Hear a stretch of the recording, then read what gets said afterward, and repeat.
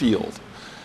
Because of that, other companies took their moral guidance from Halliburton. And we've seen a collapse in the capacity of Western techs and capital to get into the Russian space to maintain infrastructure. Their fertilizer industry, just to pick one, was built in the 1960s. It does not work without that foreign stuff. Most of the wells that were drilled in eastern Siberia, upwards of 95% of them, were not done by the Russians. So we are seeing a not so slow motion collapse of the entire Russian industrial space.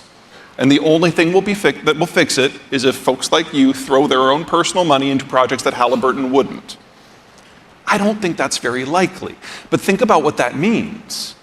Not only are we going to be losing over the next several years in bits and pieces or all at once, it could go any number of directions, we're losing the world's second largest exporter of crude and refined product. We're losing the largest source of palladium, the second largest source of platinum group materials, the third largest source of copper, the third largest source of titanium and aluminum. You know, this has very real consequences.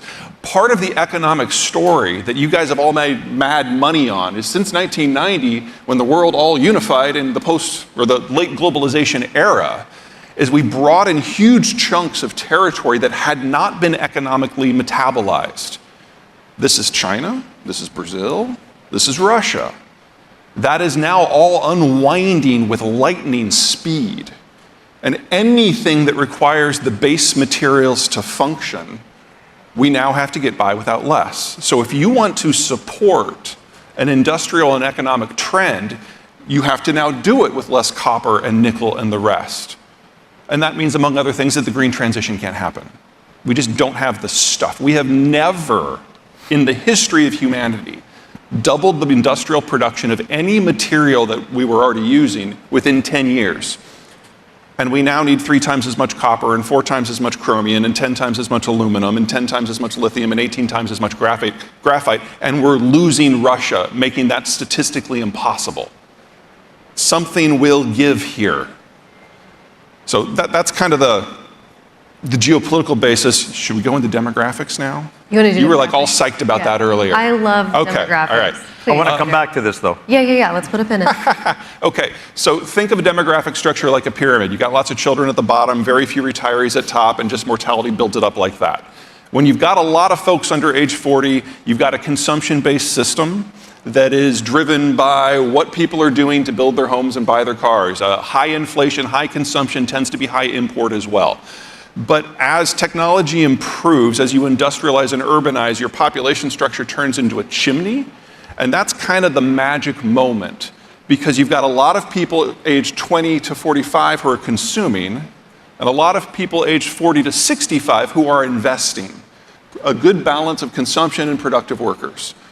And that is the moment that most of the world has been in between roughly 1980 and 2015. But as you keep aging, you eventually open up into an inverted pyramid. And you don't go back from that, because your birth rate has now been too low for 50 years. It's not that you're running out of children. That happened 30 years ago. You are now running out of adults. That's Germany. That's China. In 20 years, that'll be India. Most of the world's advanced economic systems have aged past the point of no return. We're going through a moment in the West and in the United States where the baby boomers are finally retiring. And we've thought about that from a fiscal point of view, and that's relevant. I don't want to try to talk anyone out of that. But have you ever thought of what it means for you? Because this is the world's single largest source of capital. And on average, the world's baby boomers retired in December. We're already past the tipping point. Not tipping point in terms of recovery. We passed that as a world 30, 40 years ago. I'm talking about the availability of capital at all. We've seen the cost of capital roughly triple in the last 2 years. We're going to see that again in the next year or two. That's baked into the pie. So we're entering a world where we've got a labor shortage because boomers retiring, a capital shortage because the boomers are changing their investment portfolio. And in most parts of the world, there's not a consumption base to maintain this concept we have called globalization. Because ultimately, trade is about someone buying something. If you don't have a lot of people aged 20 to 45, there's not a lot of that going on. Northeast Asia and Western Europe are where these trends are most advanced. but the parts of the world where they are advancing most quickly are Russia and Ukraine. So even if we can avoid a general nuclear exchange, even if the Ukrainians continue being the David to Russia's Goliath and actually take it down, we still need a fundamentally different economic model. And the European Union is not going to be part of that. Because remember, not only do the Germans have a starkly terminal demography, they have based their entire manufacturing system on an energy provider that can no longer provide energy. There's nothing about that system that survives this decade. And that's a very different geospatial and economic system of relationships that we at the moment have yet to invent a theory to frame, much less come up with some sort of industrial policy, much less come up with a financial way to play with that in a world with less finance. Yeah. No pressure. Can I? Yes, please. Can I jump in? Because, I mean, I don't even know where to start. There were so many important points in there. I think that if you want job security, you want your kids to have job security, tell them to become a compliance officer. Because this is going to be the safest job in the Western world for many, many years. Because the corollary or the add-on, the complement to defeating Russia and to containing Russia is further sanctions. And so this Attila the Hun versus Halliburton, which I just think is a great analogy, is very apt. And I think that you saw the stampede out of Russia, which still hasn't finished, is because people are worried about the reputational risk. The sanctions are designed to create ambiguity, and business is always going to take the most conservative. So we need to continue sanctioning Russia so long as it is going to be prosecuting an aggressive military political posture. But this is creating these economic issues. And back to my theory about a Ukrainian Europe. We have enormous deposits of titanium, of lithium, of uranium, of a lot of the rare earth metals, never been developed. Because the Russians and the Soviets didn't need to do that. They felt safer developing their own deposits east of the Urals. Now all of that stuff can be up for grabs. That's going to be an opportunity. You folks are like my profession. You know, lawyers and financial people always will make money when there is turbulence, whether the market's going up or the market's going down. The worst thing is when nothing's happening, because then you don't know what to do. So in this new economic age, with taking all the factors that Peter just talked about as well, there is enormous opportunity here for you in this epicenter of global change. And I think that the mindset that certainly I'm thinking about for my own clients is you need to change the way you look at things. The old way of doing business is you're probably going to get left behind at some point. And so you have to look for new opportunities. There's no roadmap. Nobody wrote a manual on what's going to happen and how to behave going forward. But I think there's one last point that I want to make. And when I set up the unit, I was involved in setting up the unit in our community, in our region of the Territorial Defense Forces. I was inspired by a ragtag group. He talked about David and Goliath. A David and Goliath ragtag group of people who really wanted to fight tyranny and be free and develop and build something great. That was the 13 colonies.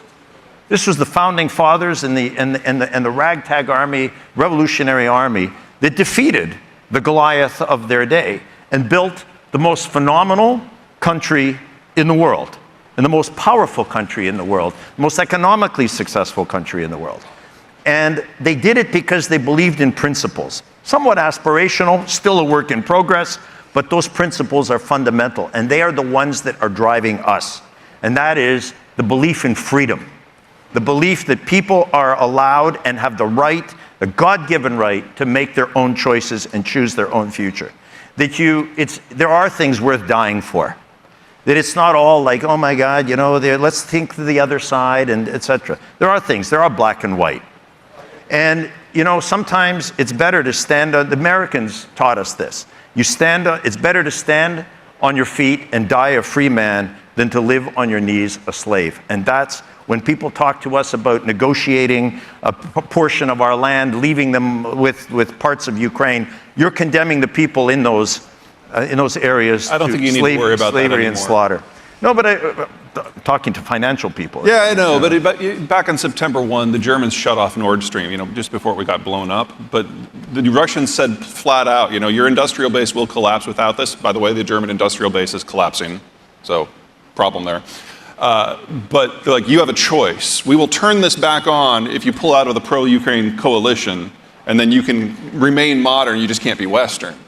Or you can stick with the Ukrainians and you can be Western, but you will no longer be modern. The Germans made the decision to stick with the West in September. And so has there been hemming and hawing and normal German bitching? Yes. Democracies, they debate, maybe too long. But the point is, the hard decision in the West has already been made. So if there is going to be a Western failure in Ukraine, that's not the one I'm worried about. I hope so. I pray you're right.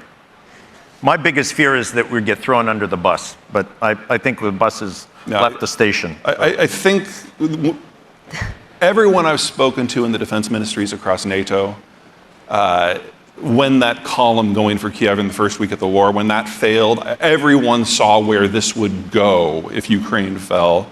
So it might not be up for public discussion because it's a really dark conversation, even by today's standards. But I think that has sunk in everywhere. I mean, think of it this way. Belgium. I apologize if you're from Belgium, but it's a useless country. It doesn't function. It doesn't have a national government worthy of the name. They got rid of all of their military equipment years ago. Freaking Belgium is trying to figure out how to buy tanks to send to Ukraine. And, if a country that is more obsessed with soccer and making sure their government fails this month has made that turn back to hard security being the issue, we're good. The lines are clear. At least mentally. Yeah. Well, thank you both. This has been... I would just like to once more thank everybody in this audience for the support that you've given us, and God bless you all. It's beautiful. Thank y'all both. Okay.